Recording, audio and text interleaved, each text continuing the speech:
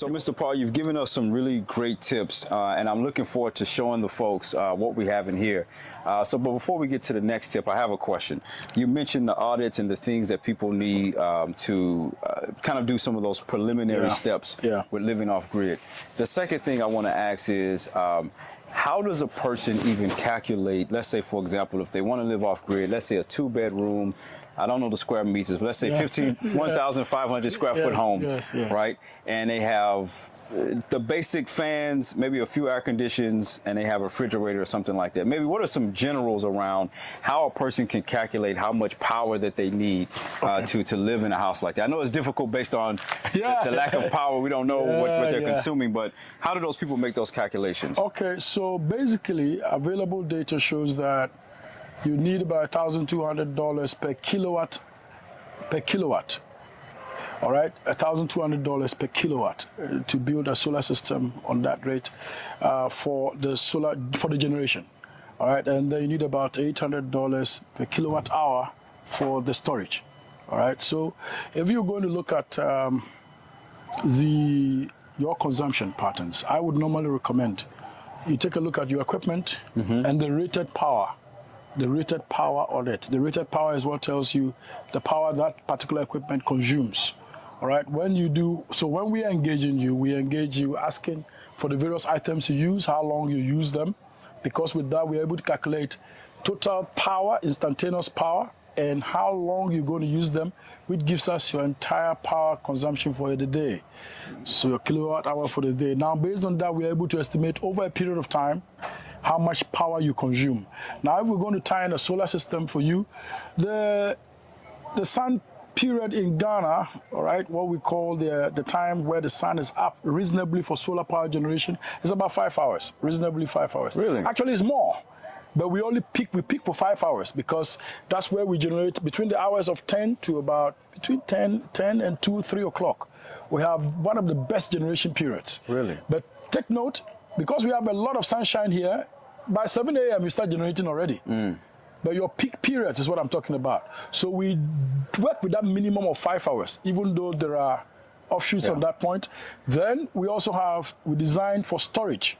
So if you are off-grid, you need storage for those times when there's no sun, all right? And then we have a period of autonomy. So if there is no power or there's no sun for a continuous number of days, take for instance, there's heavy cloud cover because we're in the rainy season where it's raining frequently and the heavy cloud cover, so your generation is not enough. So we designed for some days of autonomy, where in that case, you have generated enough power and stored in your batteries to sustain you for a period of time. What it means that in those days, you have to change your lifestyle because then you're running on limited fuel. So you need to make sure that you lower your usage and all that. But I would always recommend design with autonomy in mind so that if there is no sunshine, I should be able to support myself for 2-3 days. I would normally do 48 hours or 72 hours just to keep you, because in Ghana, sunshine is free. Yeah. It comes. You see you sweating, right? Yeah. So, what I wanted to do was, I know you have a couple more points, but I wanted to walk through where we are right now. Okay. No, it's not a solar oven where we are, even though it feels like it in here. Right. But I would love to take the viewers through what you earlier you talked about being self-sustainable and having your own food source. Yeah. And so I wanted to just kind of walk through some of the things that we have in here. Okay, great. So here I have a greenhouse. So in Ghana, this is a screen house or a greenhouse. In America, greenhouses are probably glass structures and all that, completely sealed off and all. But in Ghana, because of the temperatures, we actually use side nets or the anti-insect net and then polyfilm material over the top just to make sure we don't have direct rainfalls inside. Growing in this space allows you to ensure that you don't have issues of incidence of pests. You know, when you have less pests inside the structure attacking your crops, you use less pesticides because you're not fighting them. You're not fighting pesticides. And then when you use less pesticides, surely you would have less pesticide residue.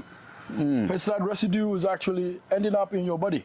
at the end of the day. Wow. So if we are able to zero down on pesticides, then you are sure to be free from some of the related challenges that come with it. So here, what I've done here, mostly I used to grow a lot of tomatoes, cucumbers here. So you have the trellis lines. These are the trellis lines that carry all those crops. So during the COVID, when we were told not to go anywhere, this was my where. Wow. So when I move from my house, I come in here and grow the crops. And, some friends who needed some because, these are healthy stuff. Just come and pick them up and all that. So, but here we have the nursery. You can grow your crops actually on the nursery like I've done here. So on this point, I have grown lettuce. These are fresh lettuce. You have the yellow melon coming up. Now there's a particular crop. This particular one is called a bitter leaf. Bitter leaf is used for very beautiful soup that is quite bitter, quite bitter. Then you have your aloe vera. In some other crops, this is mint. This is mint. And then this table is where I do most of the nursery for my bigger farm. So we do the nursery here, we nurse the crops here. Okay. Nurse them, and then that's cucumber, and these are tomatoes. Wow. Then you have the soursop. Soursop is right there in those buckets. And you have some onions.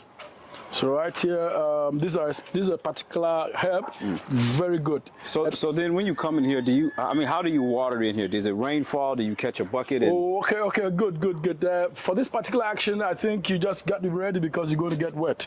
So don't go away, don't go away. Right. So I just switched on the irrigation system right from my phone. From your phone? From my phone. So like I said, you can automate all these processes and control them from anywhere in the world. So right from my phone, I'm able to water the crops.